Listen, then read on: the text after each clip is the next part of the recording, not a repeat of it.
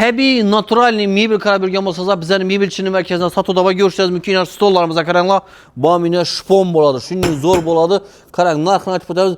4 million so'm şu stollarımız. Şunun yanında shunday zo'r kursilarimiz bor. Narxi 1 million 200 ming so'mdan. Şu kursilarimiz. Qaranglar.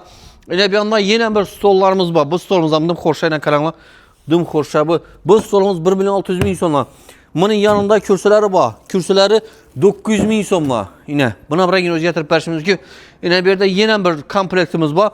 6 tane kürsü, bir tane stolu bile narxı 7 milyon 800 ming so'm bo'ladi. Bu işi materialini qaranglar. Bu yong'oq kachistoni zo'r bo'ladi. Yine bunda yeni bir modelimiz var. Qaranglar, hurmatli podpischilarimiz. Qaranglar, 1 milyon 600 ming so'm stolu bo'ladi. Kürsülerimiz 900 ming so'mdan ekan. Bu işi material yong'oq dim savurmening ko'ringlarni, hurmatli podpischilar. Keyin bu yerdan yana bir bu stolimiz 1 milyon 600. Bu kürsülerimizden ko'rsatib o'tamiz. Yine bu kürsülerimiz yine ayaklar yong'oq, material dim priyatli material. Bularımız ham 900 ming so'mdan.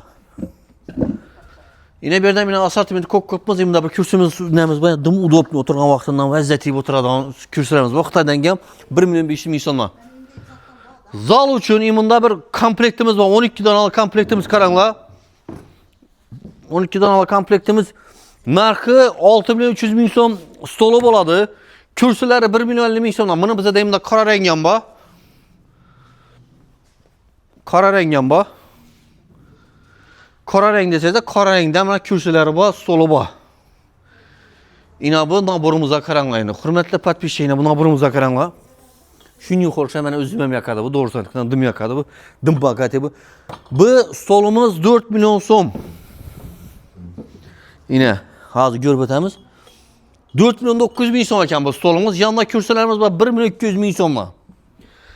Shunday narsalar kerak bo'lsa, bizning mebelchilik markazida Satodaba bir dana pasport bilan kelsa muddati to'la olib ketaverasizlar. Agarda sizlar qiziqtirib turgan narsalar bo'lsa, plyus qoldiringlar, savob beringlar, riski javob beramiz. Sizlarni do'konimizda kutamiz.